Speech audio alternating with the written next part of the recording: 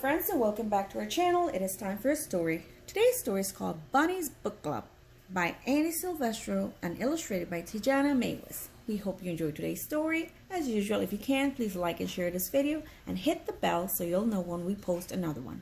Okay, let's get started.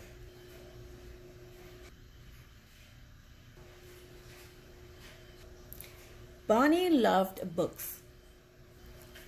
He'd loved them ever since he first heard the lady with the red glasses reading aloud outside the library. As he listened, Bunny imagined himself climbing mountains, captaining a ship, ruling a kingdom. But when summer ended, story time moved back inside. Bunny wasn't sure if animals were allowed in the library, but Bunny was sure he couldn't live without books. Night after night, he could hardly sleep for wishing he had something to do. So, with a flashlight in his paws and hope in his heart, Bunny jumped out of bed and tiptoed through the dark. But when he reached the library door, it was locked. So were the windows. Bunny tried digging, climbing, and yanking. Nothing worked. Until finally he noticed the book return. The shiny handle was far above his head, but it was no match for a high-hopping bunny hungry for books. Bunny leaped. He clung to the bar, flung himself over, and wriggled his cottontail through the slot. He landed inside with a thud. Bunny's eyes sparkled at the sight of the shelves bursting with books. It was better than a field full of fresh, crunchy carrots.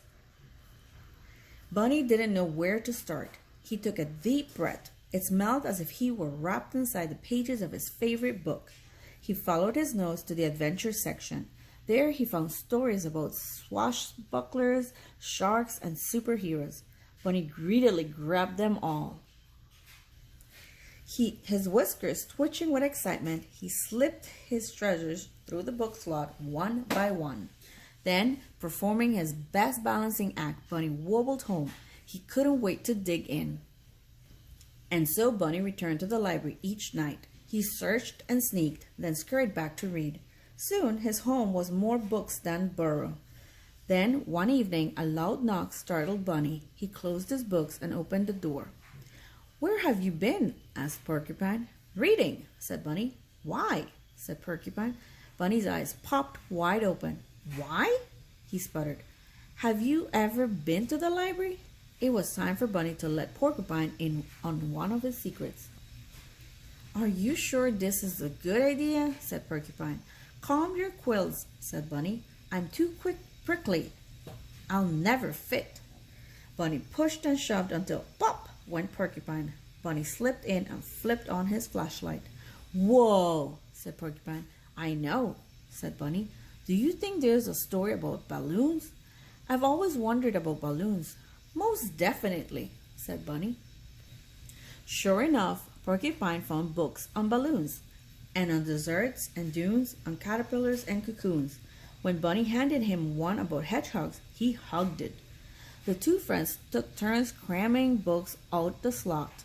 Their towers teetered so high they could barely carry them. Back at Bunny's, they cozied up with cups of tea and carrot muffins.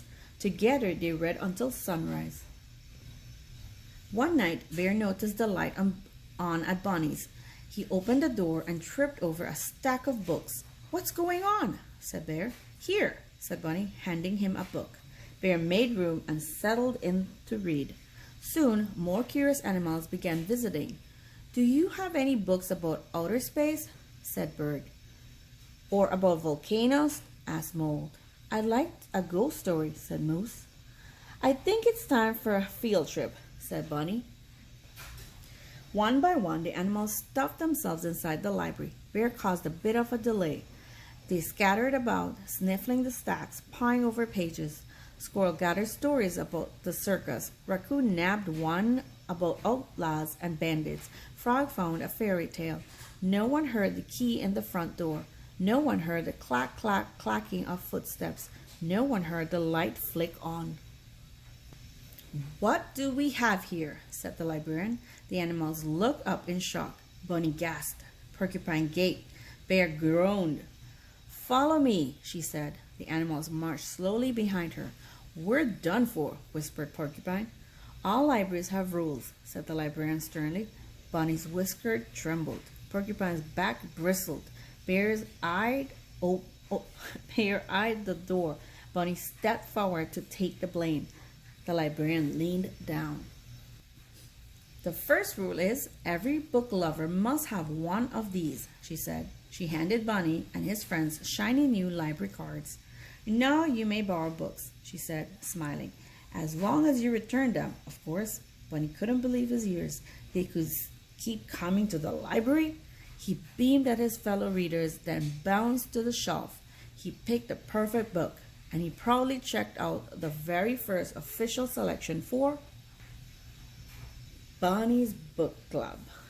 The end. We hope you enjoyed this beautiful story. As usual, please like and share. And if you can, we'll see you here next time with another wonderful story. Goodbye.